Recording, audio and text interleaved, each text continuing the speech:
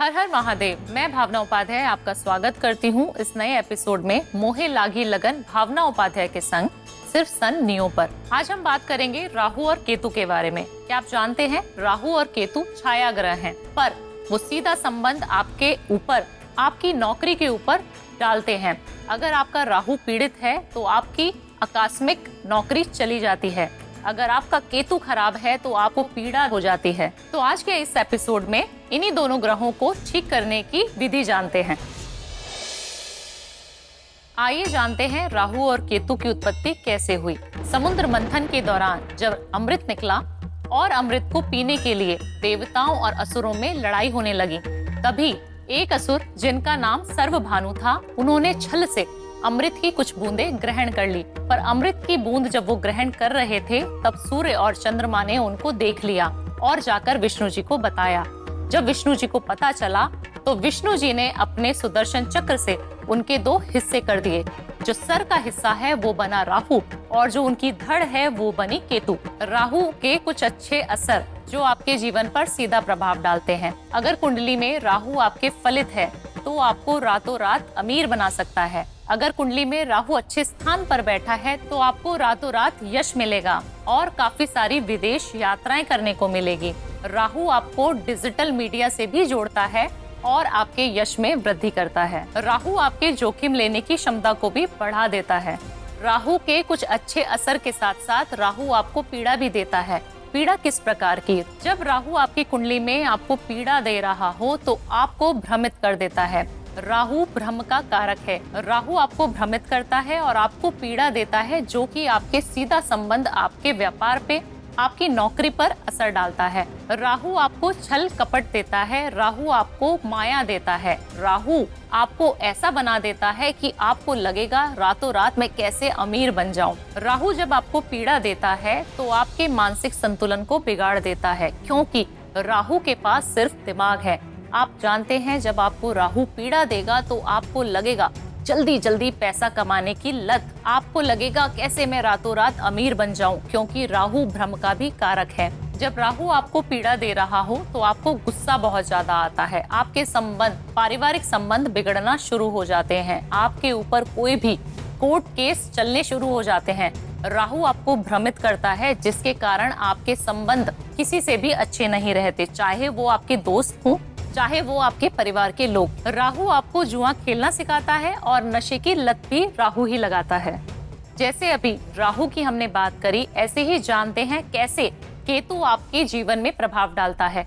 आपके जीवन में केतु कुछ अच्छे परिणाम देता है और कुछ बुरे परिणाम देता है। तो आइए जानते हैं उसके अच्छे परिणाम क्या हैं। केतु के कुछ अच्छे असर इस प्रकार हैं।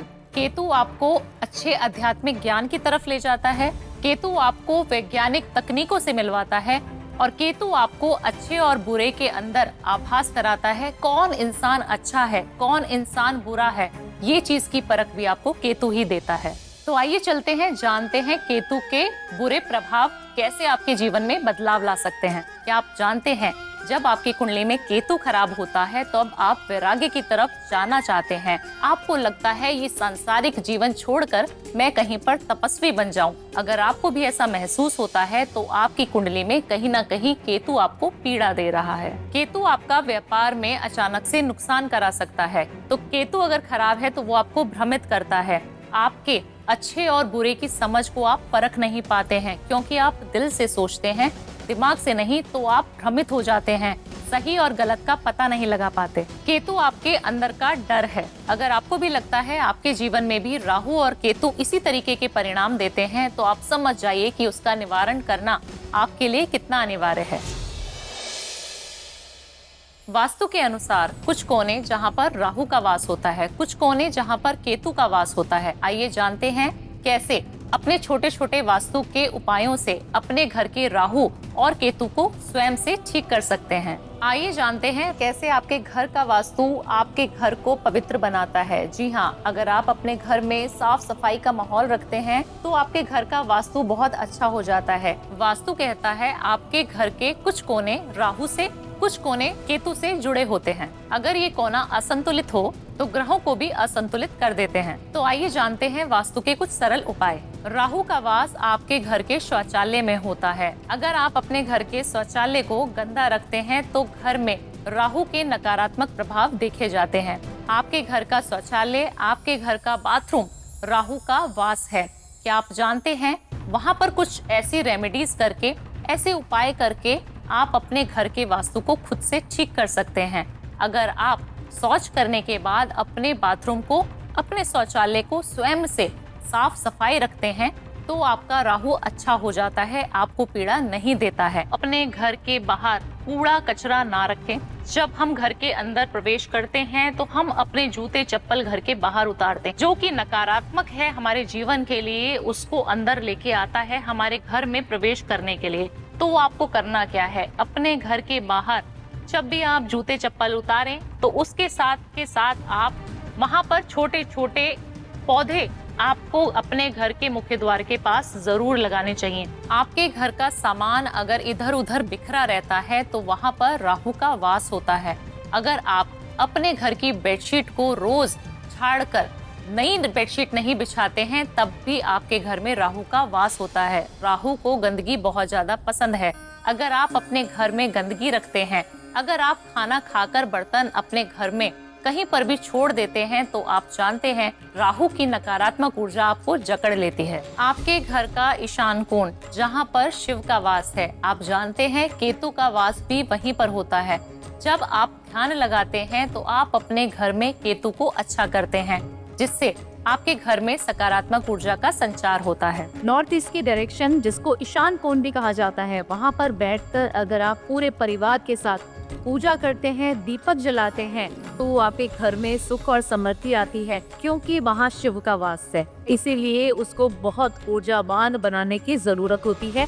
वहाँ पर आपको साफ सफाई जरूर रखनी है। तो देखा आपने कैसे आप छोटे छोटे वास्तु के उपाय करके राहु और केतु को संतुलित कर सकते हैं। तो चलिए बात करते हैं कैसे आप छोटे छोटे ज्योतिषी उपाय करके राहु और केतु को संतुलित कर सकते हैं। आप जानते हैं जब आप अपने शौचालय को साफ करते हैं जहां पर राहु का वास होता है, आप अपने घर में और अपनी कुंडली में राहु के प्रभाव को अच्छा कर देते हैं। काफी बार हम अपने बाथरूम को गीला छोड़ देते हैं। आप जानते हैं जब आप बाथरूम को गीला छोड़ते हैं तो आपके घर में और आपकी कुंडली में राहु ग्रह खराब हो जाता है। अगर आप चाहते हैं कि राहु आपको सकारात्मक ऊर्जा दे, ना कि नकारात्मक ऊर्जा, तो आपको अपने घर में खुद से ही सही अपने घर के बाथरूम को साफ करना जरूरी है। चाहे आप महिला हैं या फिर पुरुष हैं, अगर आप बुधवार के दिन और शनिवार के दिन अपने बाथरूम को अपने हाथों से साफ सफाई करके सुंदर बना देते हैं, उसको सुगंधित बना देते हैं, तो आप अपने राहु को, अपने ग्रह को खुद से ठीक कर सकते हैं। जब आपके कुंडली में राहु अच्छा हो जाता है तो आपको आकस्मिक धन भी देता है। आप जानते हैं कि आपके घर में अगर आप फिटकरी रखते हैं और अपने घर की दहलीज पर रखते हैं, वो आपके घर में सकारात्मक ऊर्जा को लेके आता है और आपके घर का वातावरण शुद्ध हो जाता है।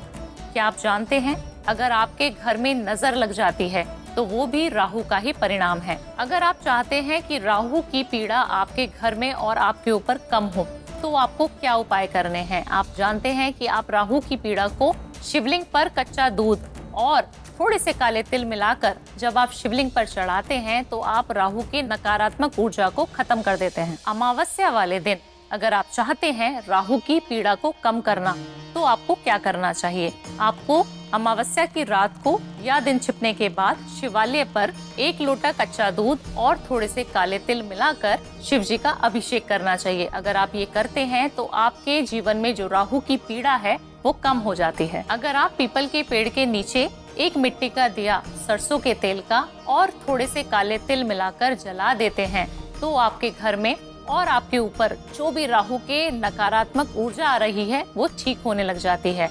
आपको राहु का मंत्र भी 108 बार पढ़ना चाहिए। जब आप शिवालय जाएं, अगर आप वहां पर नीचे बैठकर इस मंत्र का उच्चारण 108 बार करते हैं बुधवार के दिन या फिर अमावस्या के दिन, तो आपकी ऊर्जा अच्छी हो जाती है। मंत्र कुछ इस प्रकार है, ओम राहुवे नमः।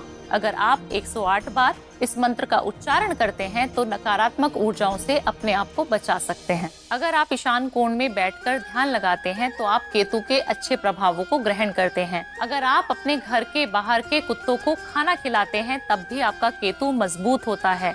अगर आप अमावस्या की रात को अपने घर में कपूर से अपने घर के कोनों की शुद्धि करते हैं तब भी आपके घर में सकारात्मक ऊर्जा आती है और केतु का प्रभाव आपके जीवन से कम हो जाता है। अगर आप ओम नमः शिवाय का उच्चारण ईशान कोण में बैठकर करते हैं तब भी आप केतु को संतुलित करते हैं और आप केतु का मंत्र पढ़ते हैं तब भी आप केतु को अच्छा करते हैं। तो देखा आपने कैसे आप छोटे छोटे उपाय करके राहु और केतु को संतुलित कर सकते हैं। लोग अक्सर मुझसे राहु और केतु के बारे में सवाल पूछते हैं। आइए जानते हैं उनके जवाब। कैसे पता करें कि आपकी कुंडली में या आपके ऊपर राहु के दुष्परिणाम आ रहे हैं? अगर आप तामसिक भोजन का सेवन करते हैं, मदिरा पान करते हैं या फिर जुआ और सट्टेबाजी आपकी आदत बन गई है, तभी आपको समझ आना चाहिए कि राहु आपके ऊपर हावी हो रहा है और आपको दुष्परिणाम दे रहा है। तो उससे बचने के लिए आपको क्या उपाय करना चाहिए? आपको सोमवार के दिन मंदिर जरूर जाना चाहिए। आप जानते हैं जब आप गणेश जी की आरती करते हैं तो आप अपने जीवन में राहु के प्रभाव को कम कर देते हैं। अगर आप विष्णु जी की आराधना करते हैं तो आपके जीवन से राहु के दुष्परिणाम खत्म हो जाते हैं, नकारात्मक ऊर्जा आपके जीवन से चली जाती है। अगर आप रोज हनुमान चालीसा पढ़ते हैं तो राहु के नकारात्मक ऊर्जा आपके जीवन से चली जाती है। आप जानते हैं अगर आप काठू श्याम जाते हैं तो आपका राहु बहुत अच्छे असर देना शुरू कर देता है और आपकी कुंडली में या फिर आपके ऊपर राहु कितना भी प्रभावी क्यों ना हो वो बिल्कुल निष्क्रिय हो जाता है। अक्सर लोग मुझसे पूछते हैं खाटू श्याम जी को राहु से क्यों जोड़ा जाता है? आप जानते हैं राहु के पास भी सिर्फ सर है और जब हम खाटू श्याम जाते हैं तो हम देखते हैं खाटू श्याम जी के भी सर की पूजा हम करते हैं। आप जानते हैं कि सर अगर हमारे पास है और हमारे पास धड़ नहीं है तो सिर्फ हम दिमाग से सोचते हैं और एक ऐसा भगवान जो सिर्फ दिमाग से आपको संतुलित कर देता है वो है श्याम बाबा। अगर आपको राहु की पीड़ा है तो आपको खाटू श्याम मंदिर जाना है और एक नारियल चुनरी के साथ लपेटकर अपने ऊपर से 7 बार वार कर खाटू श्याम मंदिर में दान करके आना है। अगर आप ऐसा करते हैं तो आप राहु के नकारात्मक ऊर्जाओं से बच जाते हैं और आप कोई भी काम करने में सक्षम हो जाते हैं। तो अक्सर लोग ये सवाल पूछते हैं कि केतु की पूजा हम किस रूप में कर सकते हैं? आप जानते हैं देवों के देव महादेव जो कि ध्यान का कारक है, जो हमें ध्यान सिखाते हैं, अध्यात्म की ओर लेकर जाते हैं। हर एक इंसान के अंदर शिव तत्व है, सिर्फ कोशिश करें कि अपने शिव को आप जागृत करें। अगर आप अपने अंदर के शिव को जागृत कर लेते हैं तो आप आध्यात्मिक ज्ञान की प्राप्ति करते हैं जो कि हमें केतु के काफी समीप लेके जाता है और आपके जीवन से केतु की नकारात्मक ऊर्जाओं को नष्ट कर देता है। अगर आपकी कुंडली में या फिर आपके ऊपर राहु की पीड़ा चल रही है, क्या वो आपके जीवन साथी को भी पीड़ित करता है? जी हाँ, राहु की पीड़ा आपके जीवन साथी को भी सहन करनी पड़ती है। क्यों? क्योंकि जब आप संबंध बनाते हैं, एक पति और पत्नी संबंध बनाते हैं तो अपने ग्रहों को एक दूसरे के साथ बांटते हैं।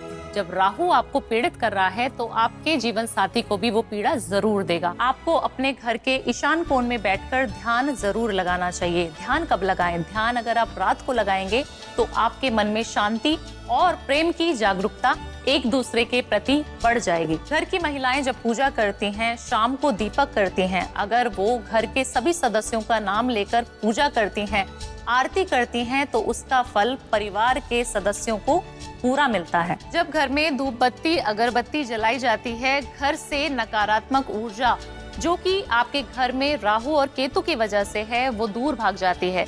अगर हमारे पितरों को राहु और केतु का दोष है, क्या वो आपको और आपके आने वाली पीढ़ियों को भी प्रभावित करता है? जी हाँ, आपके आने वाली पीढ़ियों को भी राहु और केतु का दोष लग जाता है।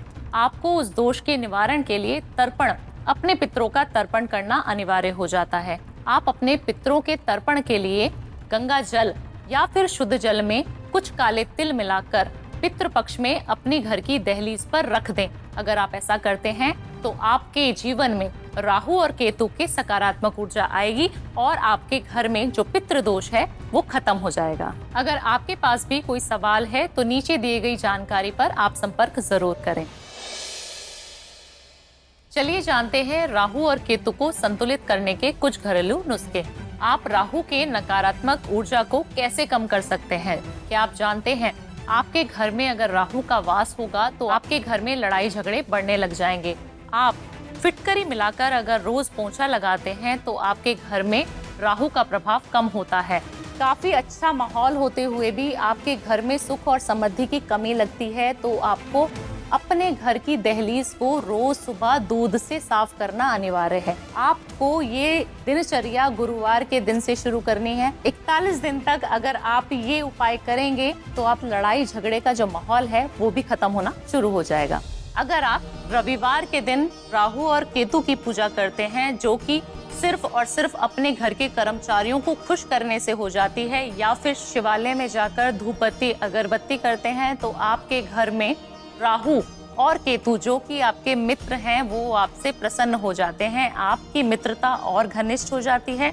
आपके संबंध अपने दोस्तों से और अच्छे हो जाते हैं। अगर आप चाहते हैं कि आपके घर में नजर ना लगे, आपको लगता है कि काफी सारे रिश्तेदार आपके घर पे आते हैं और आपके घर में लड़ाई कलह मच जाता है, तो आपको क्या करना है? आपको अपने घर की नजर खुद से उतारनी बहुत ज्यादा अनिवार्य हो जाती है। आप शनिवार के दिन पोंछे की बाल्टी में 1 चुटकी नमक अगर डाल देती हैं तो आपके घर से सारी नकारात्मक ऊर्जाएं भाग जाती हैं।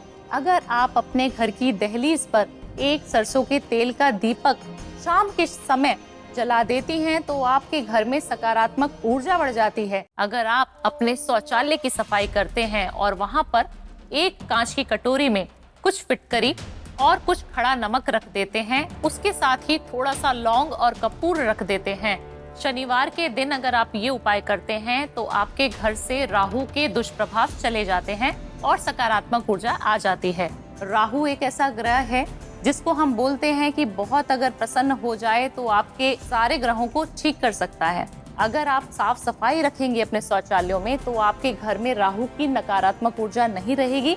साथ ही साथ पैसा बहुत ज्यादा आएगा। साथ ही साथ लड़ाई झगड़े का जो माहौल है वो भी खत्म होना शुरू हो जाएगा। राहु आपके शौचालय में वास करता है। अगर आप हमेशा ही शौचालय का दरवाजा बंद करते हैं तो आप राहु को अपनी जिंदगी में प्रवेश करने से रोक देते हैं।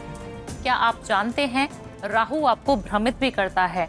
तो अगर आपको राहु की नकारात्मक ऊर्जा को ठीक करना है तो आप अपने घर में सौम्य रंग के पर्दे लगाएं और सूर्य की रोशनी आपके घर पर जरूर आनी चाहिए। क्या आप जानते हैं राहु आपके सर में दर्द भी कर देता है? अगर आप किसी भी ऐसे इंसान को जो कि आपसे उम्र में बड़ा है कोई भी दान और दक्षिणा देते हैं और वो दान और दक्षिणा शनिवार के दिन देते हैं तो क्या आप जानते हैं आपका राहु आपको अच्छे परिणाम देना शुरू कर देता है। अगर आपको केतु पीड़ित कर रहा है तो आपको क्या करना है? आपको शिवालय सोमवार के दिन जाना है और धूप बत्ती और अगरबत्ती वहां पर करके आनी है। अगर आप धूप बत्ती जलाते हैं, अगरबत्ती करते हैं तो आपके जीवन से केतु के दुष्प्रभाव चले जाते हैं और सकारात्मक ऊर्जा आप ग्रहण करते हैं।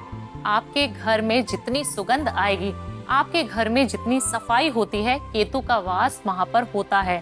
साक्षात भगवान शिव का वास वहां पर होता है। तो अगर आप चाहते हैं कि आप साफ सफाई करें और अपने घर में किसी भी सुगंधित जैसे कि गुलाब जल या फिर कपूर के तेल को मिलाकर अपने घर की सफाई करें तो आपके घर में केतु के परिणाम अच्छे मिलने शुरू हो जाते हैं। अगर आपको लगता है केतु आपको पीड़ा दे रहा है तो आपको क्या करना है? आपको एक काली मिर्च लेनी है और उसको अपने सिराने के नीचे रखकर सो जाना है। फिर आपको सुबह जल्दी उठना है, स्नान करना है और उस काली मिर्च को शिवलिंग के ऊपर चढ़ा देते हैं, जिससे केतु के अच्छे परिणाम आपको मिलते हैं और आपके जीवन में सकारात्मक ऊर्जा आती है। आप अपने जीवन में राहु और केतु को संतुलित कर सकते हैं।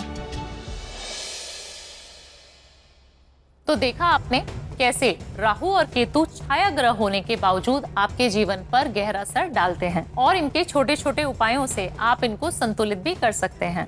तो अब मैं आपसे विदा लेती हूँ। मिलेंगे अगले एपिसोड में मोहे लागी लगन भावना उपाध्याय के संग सिर्फ सन नियो पर।